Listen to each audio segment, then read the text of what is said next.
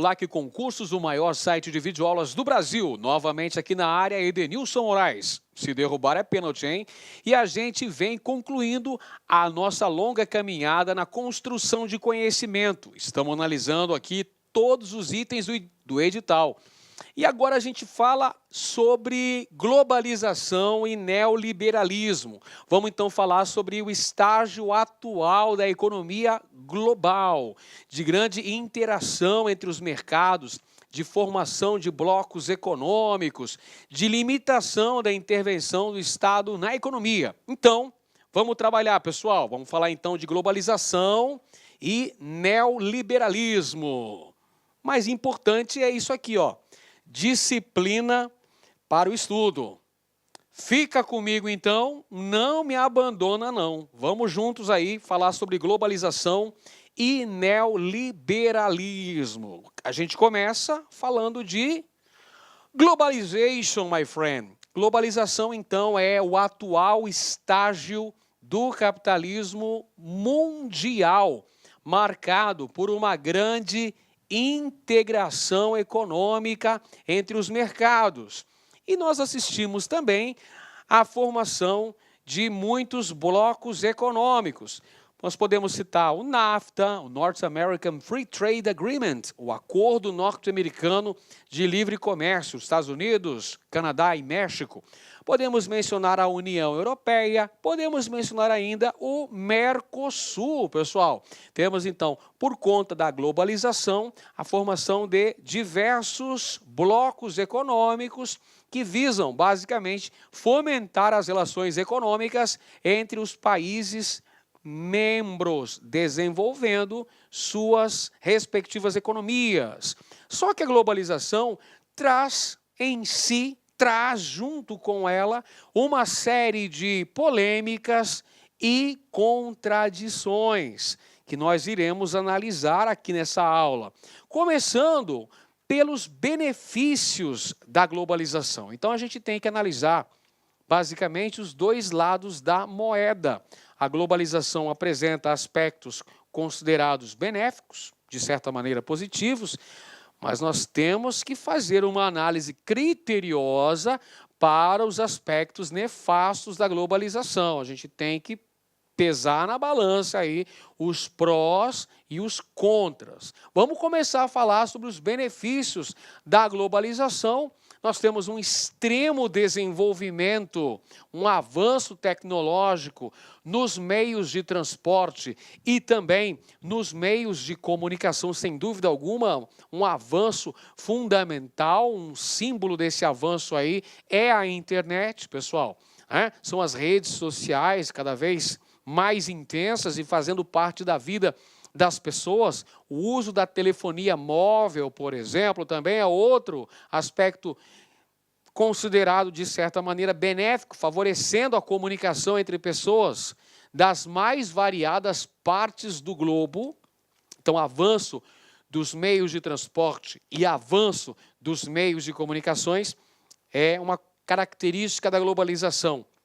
Avanço da medicina também, pessoal, com descobertas científicas importantes que são frutos de pesquisas científicas, de pesquisas realizadas nessa área, encontrando muitas vezes o combate a doenças no mundo todo, né? Descobrindo vacinas para combater uma série de doenças e para o tratamento de muitas enfermidades no mundo.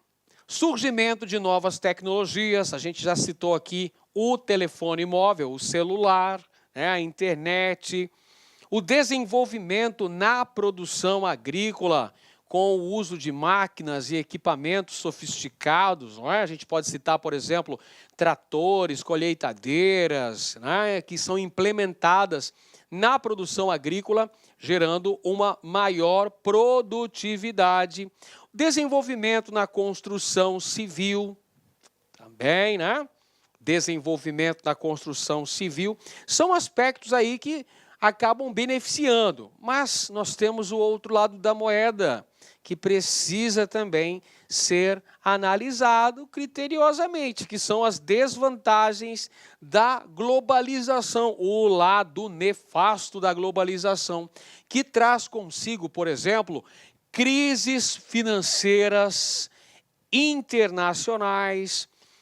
Essas crises são muito mais intensas nos países em desenvolvimento, porque esses países são dependentes do capital estrangeiro, e se acontece uma crise em escala global, os que mais vão receber o impacto dessa crise, sem dúvida alguma, são os países de economia mais frágil, os países em desenvolvimento. Globalização também apresenta como desvantagem o aumento do desemprego em escala global, que é uma consequência até fácil de ser percebida, muito perceptível pelo avanço tecnológico. Claro que o avanço tecnológico o avanço das máquinas e equipamentos vai diminuir gradativamente os postos de trabalho, o que, por sua vez, leva ao aumento do desemprego. E ele pode ser sentido em escala global. Uniformização dos costumes e dos valores. Olha só que coisa, por conta dessa maior interação entre culturas diferentes, isso pode acabar contribuindo para uma uniformização de costumes e de valores, que são disseminados pelos meios de comunicação, pela televisão, pelo cinema, pela internet. Então, isso acaba trazendo um aspecto negativo da globalização. E outro aspecto importantíssimo é a exclusão social, pessoal. É claro que a globalização não está aí para incluir todo mundo. Nem todo mundo vai ser convidado para essa festa. Evidentemente, a globalização é um estágio da economia atual. Então, a globalização, por si só, tem como objetivo o lucro. A globalização é um estágio da economia capitalista. Se visa o lucro, evidentemente que esse lucro não é dividido de forma igualitária entre todos. Claro que não. Tem os privilegiados e tem os marginalizados. Então, teremos exclusão social como um resultado da globalização, sobretudo nos países mais pobres, os países em desenvolvimento e também nos países subdesenvolvidos. E muitos impactos para o meio ambiente. Se por um lado nós temos o avanço da produção agrícola, o uso de implementos, máquinas agrícolas, fertilizantes, o uso de agrotóxicos que vão acabar poluindo o solo, poluindo mananciais hídricos, poluindo a água, né? A poluição do solo, poluição do ar, poluição dos recursos hídricos, e isso acaba gerando o desmatamento para a abertura de novas fronteiras agrícolas, para a produção de cereais para a exportação, a exemplo da soja, podemos mencionar. Então, isso causa sérios danos ambientais, irreparáveis danos ambientais. Então, em suma, nós podemos dizer que a globalização é o atual estágio da economia capitalista, marcado por grande interação entre os países do mundo, marcado também por uma grande circulação de riqueza, uma grande circulação de capitais pelo mundo, pessoal. Investimentos cada vez mais rápidos, né? O capital aí que não é um capital real, é um capital virtual, porque ele circula pelas bolsas de valores, pelas principais bolsas de valores mundo afora, com uma velocidade muito rápida, uma velocidade muito marcante, uma velocidade incessante por conta do próprio avanço dos meios de comunicação, por conta da própria internet.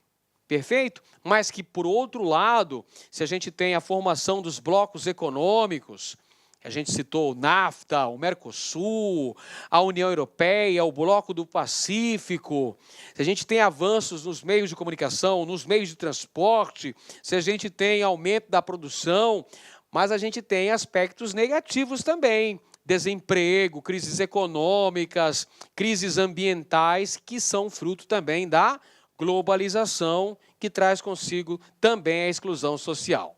Vamos conferir de que maneira que a VUNESP costuma cobrar, tanto em provas de história quanto em provas de geografia, o assunto globalização e neoliberalismo aparece. Então você precisa ficar atento. Olha só a primeira questão que eu trago para os senhores. A globalização é atualmente um dos fatos mais polêmicos e contraditórios em discussão. Analise as afirmações sobre esse processo. Então, a gente vai analisar uma série de frases sobre a globalização, seus fatos polêmicos, suas contradições. Vamos lá. Primeiro item. Trata-se de um processo econômico em andamento que tem possibilitado aos mais diferentes países atingir o pleno emprego e o rápido crescimento econômico. Pergunto para os senhores, a globalização faz esse desenvolvimento econômico uniforme pelo mundo? Todos os países apresentam pleno emprego, grande desenvolvimento econômico? Não precisa nem me responder, eu sei que você sabe que esta é uma afirmação incorreta. É uma afirmação incorreta, é falsa essa afirmação. Basta ver a situação do Brasil, não é? O número de desempregados é gritante em nosso país. A crise econômica que o país, a propósito, ainda não saiu de forma completa é um reflexo disso. Tá certo? Então, o item 1 pode assinalar falso. Item 2. Para ampliar o comércio mundial, a globalização estimulou a queda de protecionismo e de barreiras comerciais. Queda de protecionismo e de barreiras comerciais. Sim, é um dos objetivos da globalização, promover maior interação econômica entre os países. E, para isso, combate o protecionismo alfandegário, combate a intervenção do Estado na economia, para propiciar uma maior circulação de capitais e de mercadorias pelo mundo. Então, o item 2 está correto. Vamos agora para o item 3. Cresceu a circulação de capitais pelo mundo e as bolsas de valores ganharam grande destaque. Nós falamos sobre isso, né? O capital virtual circulando cada vez mais rápido. É a influência do desenvolvimento dos meios de comunicação. As bolsas de valores com uma interação muito grande, uma grande circulação de capitais pelo mundo. É o dinheiro virtual, né, galera? Correta essa afirmação número 3. E o item 4, para estimular o processo, as nações ricas têm privilegiado algumas áreas do globo, como, por exemplo, a África Negra ao sul do Saara. Afirmação incorreta, uma das regiões mais pobres do mundo, não é, pessoal? Uma das regiões mais pobres do mundo, essa não tem recebido grande atenção das nações mais ricas com intensos investimentos financeiros. Então, apenas os itens 2 e 3 estão corretos. Está correto somente o que se afirma em 2 e 3. Cadê 2 e 3? Está na alternativa D de dado. Vamos assinalar. É só marcar e correr por abraço. Agora a gente fala do neoliberalismo. O que vem a ser o neoliberalismo, professor? O neoliberalismo, ou liberalismo atual, como alguns gostam de denominar, é um conjunto de ideias de cunho político-econômico. São ideias de cunho político e de cunho econômico, pessoal. É um conjunto de ideias baseado nos estudos de Friedrich Hayek, né? De limitar a intervenção do Estado na economia, a defesa da não participação do Estado na economia, que o Estado deve se ater a áreas consideradas estratégicas, que deve deixar a economia fluir livremente. Então é a defesa da não participação do Estado na economia, ou seja, do chamado Estado mínimo, não intervenção do Estado na economia. É a crença, podemos dizer uma crença absoluta no poder do livre mercado. Isso é o que prega o neoliberalismo, pessoal. O mercado sem nenhuma restrição por parte do Estado. É a liberdade econômica absoluta. Isso é o que prega. O Friedrich Hayek, na sua obra que vai, digamos assim, é a obra seminal que lança as ideias do chamado neoliberalismo. Na obra O Caminho da Servidão, datada de 1944, já pregava o fim do estado de bem-estar social, já pregava essa limitação da participação do Estado na economia, o incentivo ao livre mercado, apresentando a desigualdade social como benéfica. Seria um estímulo à própria concorrência capitalista. Isso é o que prega o nosso glorioso Hayek no Caminho da Servidão. Falaremos agora sobre origens históricas do neoliberalismo. Quando se fala nessa tendência, nesse conjunto de ideias político-econômicas, a gente tem que falar de reformas, de propostas de reformas do Estado, do próprio combate ao estado de bem-estar social, aos investimentos que o Estado fez em áreas estratégicas de saúde pública, educação pública, segurança pública, né? Ali no contexto do começo do século XX, sobretudo após a crise da Bolsa de Valores, a quebra da Bolsa de Valores de Nova York em 1929 e a Grande Depressão ali dos anos 30, vai emergir nos Estados Unidos o estado de bem-estar social, gerando emprego, né, patrocinando educação, saúde, áreas consideradas estratégicas. Surge o estado de bem-estar social. Porém, na década de 1970, o estado de bem-estar social vai entrar em colapso, vai ser criticado, vai ser combatido pelas ideias consideradas neoliberais, que vão propor reformas no Estado. Dois grandes defensores dessas ideias neoliberais, dois grandes governantes defensores dessas ideias neoliberais que se apresentavam como solução para a crise econômica mundial, que sofria os efeitos dos dois choques do petróleo. O primeiro choque do petróleo que aconteceu em 1973, depois da guerra do Yom Kippur.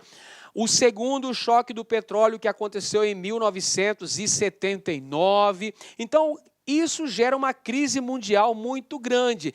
E a solução que é apresentada para tal crise é a limitação da participação do Estado na economia, ou seja, o fim do estado de bem-estar social. E dois governantes que vão levantar essa bandeira de luta são o presidente dos Estados Unidos, Ronald Reagan, aqui está ele, e a primeira-ministra britânica, Margaret Thatcher, a Dama de Ferro. São dois grandes expoentes do neoliberalismo, o presidente dos Estados Unidos e a primeira-ministra do Reino Unido, a Dama de Ferro, Margaret Thatcher. Então, essas propostas neoliberais que já apareciam na obra O Caminho da Servidão, do Hayek, lá de 1944, estavam apontadas para a gradativa retirada do Estado na economia, a limitação da intervenção do Estado na economia. É o que se convencionou chamar de Estado mínimo, promovendo dessa maneira a abertura econômica para capitais estrangeiros, a privatização de empresas estatais, a desregulamentação da economia, o Estado perdendo o controle de manipular a economia, ou seja, propondo também a desburocratização do Estado. A desburocratização do Estado. Essas são propostas apresentadas pelos ideólogos neoliberais. Vamos conferir uma questãozinha da VUNESP acerca dessas características aí, desse conjunto de políticas econômicas ligadas à participação do Estado, à restrição da participação do Estado na economia, ao chamado Estado mínimo.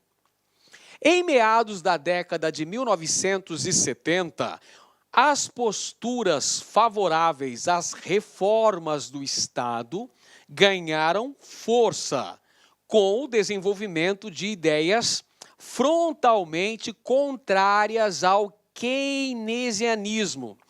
Keynesianismo se remonta lá a John Maynard Keynes, você sabe muito bem, que pregava a intervenção do Estado na economia.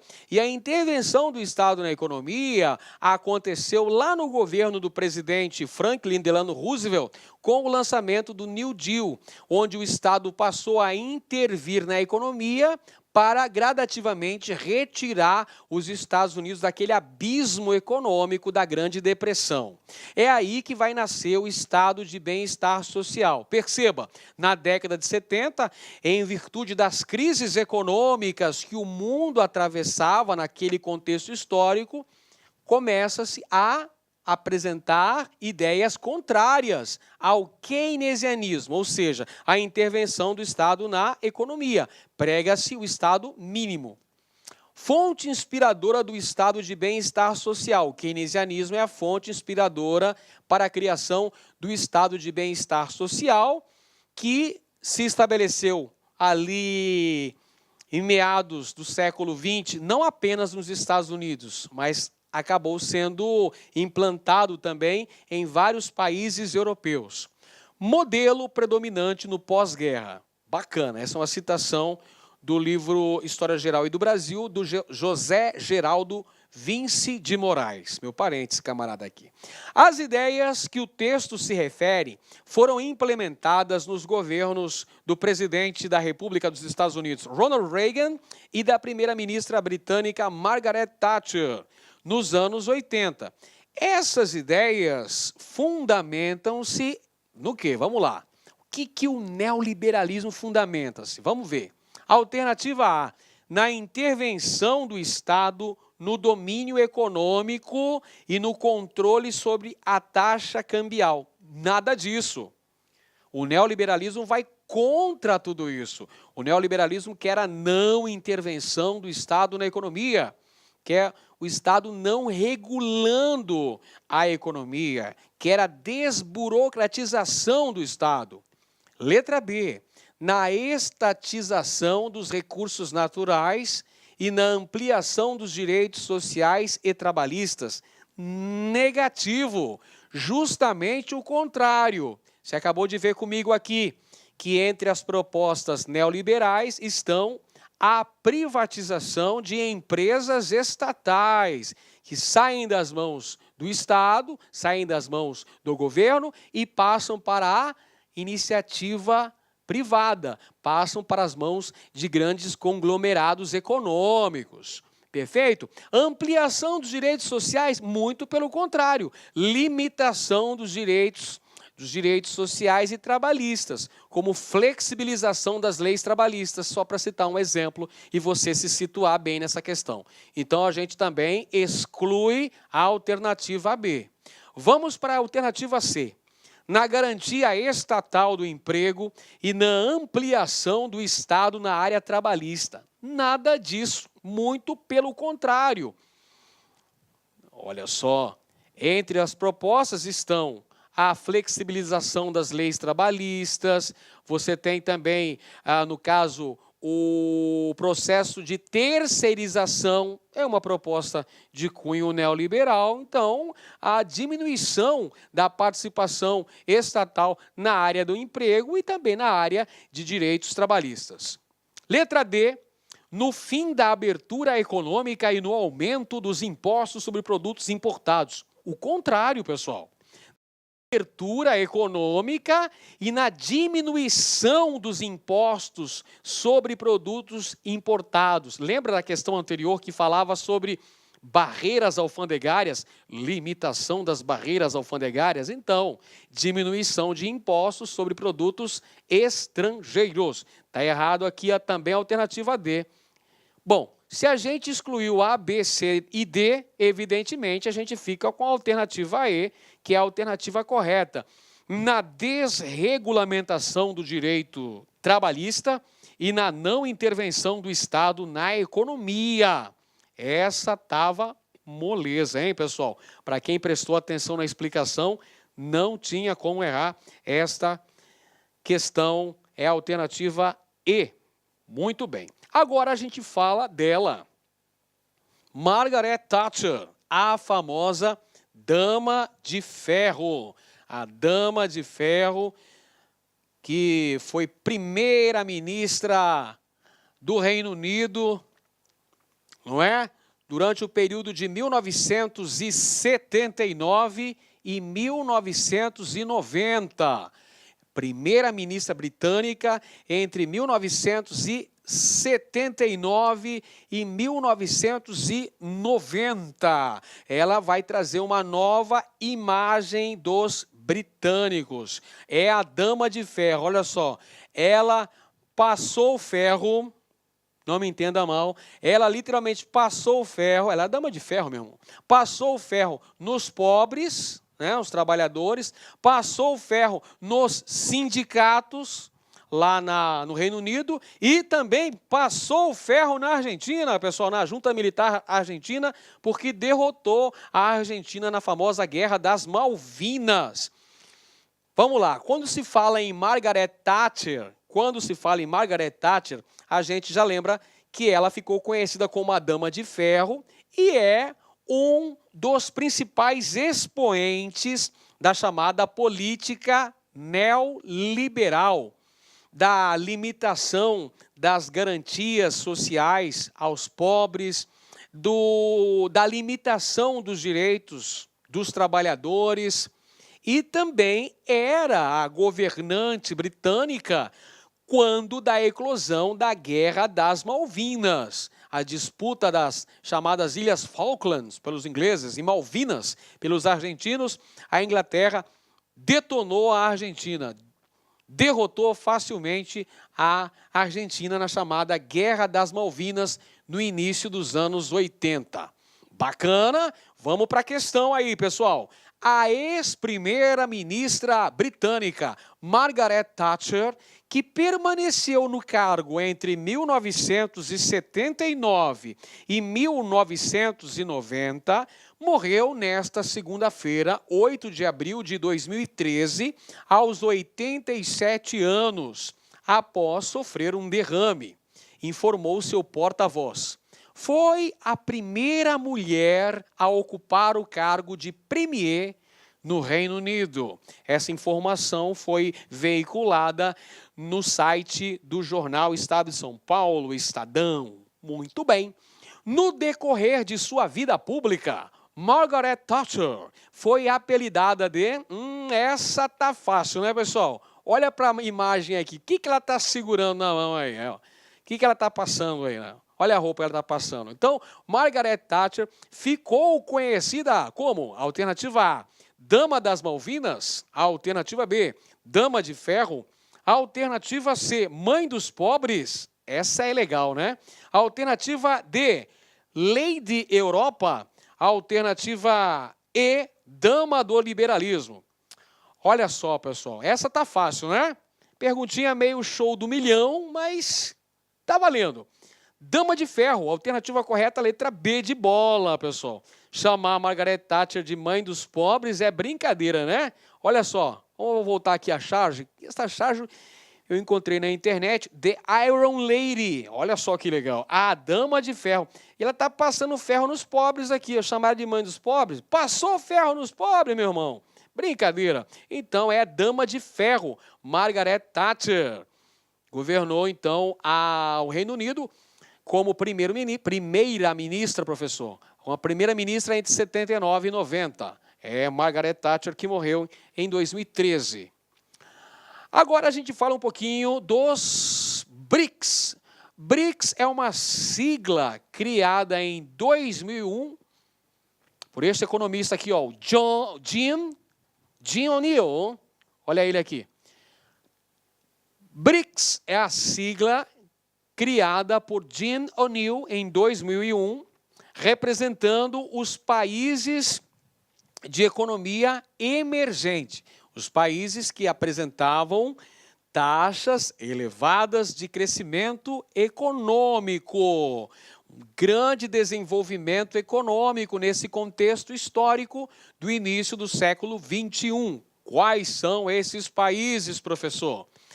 Brasil, Rússia, Índia, China e África do Sul. Então, estão aí as iniciais desses países, né?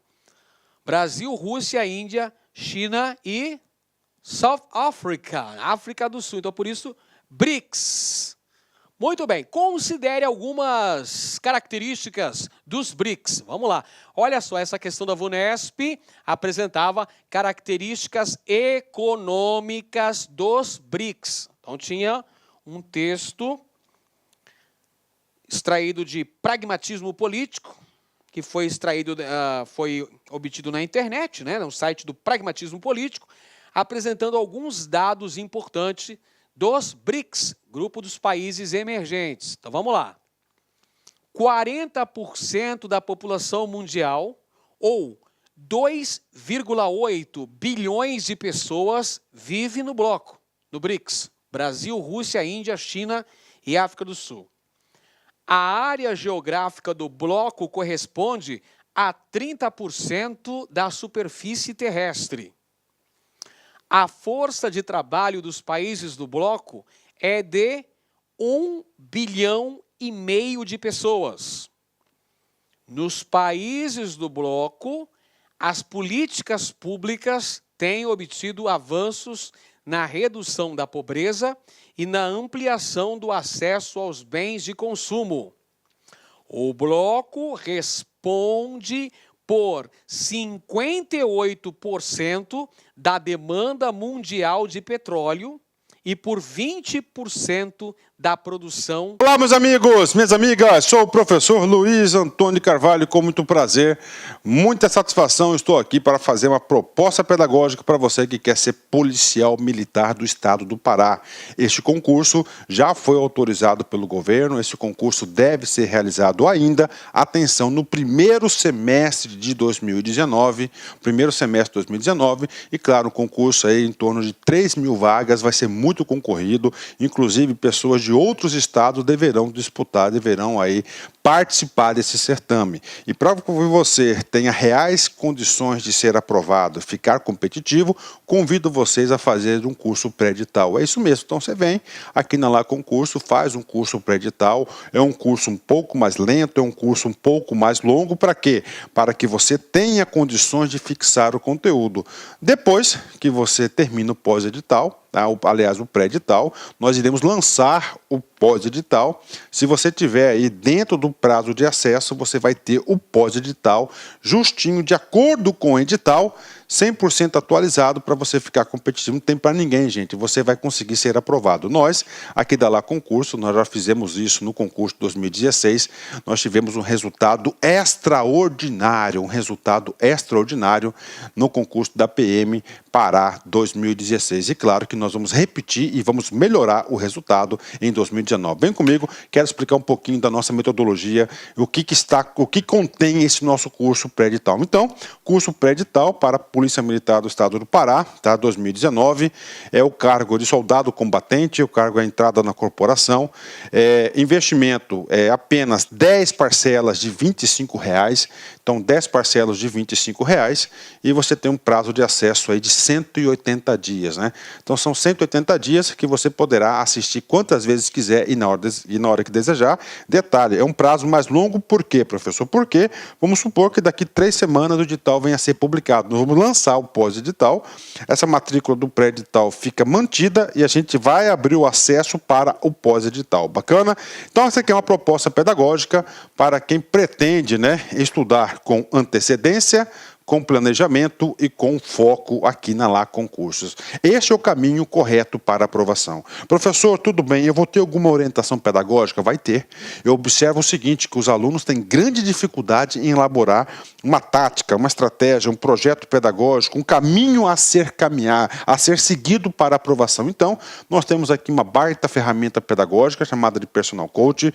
Eu digo para vocês que até hoje essa ferramenta aqui tem 8 anos que nós criamos aqui na Lá Concurso, uma ferramenta exclusiva da Lá Concursos, que todos os alunos que cumpriram todas as orientações do nosso Personal Coach, ele chegou lá no dia da prova e fez uma excelente prova. Então, o regime de metas do Personal Coach começa no dia 24/2/2019, então aí vamos acelerar aí a nossa situação aí, vamos fazer a matrícula para ficar competitivo, né? Professor, como é que você está falando que o concurso foi autorizado? Não, não sou eu. Isso aqui, ó, eu entrei aqui no site da própria PM, Polícia Militar aí do Pará, né? Olha aí, patrimônio do povo paraense. O concurso do Estado abrirão mais de 3.000 vagas para a área de segurança pública. Está aqui, ó. Tá? Polícia Militar, 2.194 vagas, né? Aí, ó, 160, olha aí. Então, isso aqui tá correto. Vai sair esse concurso, a área de segurança pública, a agenda de segurança pública no Brasil é muito constante aí. Então, tá aqui para vocês aí. O concurso vai ser realizado. Então, convido vocês a fazerem já o nosso pré-edital. Professor, quais são os diferenciais do LAC? Então, primeiro, esse curso aqui não é um curso superficial, é um curso bem aprofundado. Este nosso curso pré-edital, todas as aulas desse pacote já estão disponíveis para vocês. São aí 150 horas, né? São 150 horas de estudo focado, mais de 150 horas, que com certeza vai te alavancar os seus estudos e a sua aprovação, né? Primeiro, o segundo ponto importante, que o prazo de acesso são 180 dias, é um prazo mais longo, porque aquilo que eu falei para vocês, né? Aquilo que eu disse para vocês, é o mais longo por quê? Porque são 6 meses o pré-edital. Caso o concurso venha a ser publicado aí no meio, você vai receber todas as atualizações. Por isso que é um pouco mais longo, né? Então aqui, ó, olha só, terá direito a todas as atualizações durante todo o período de acesso.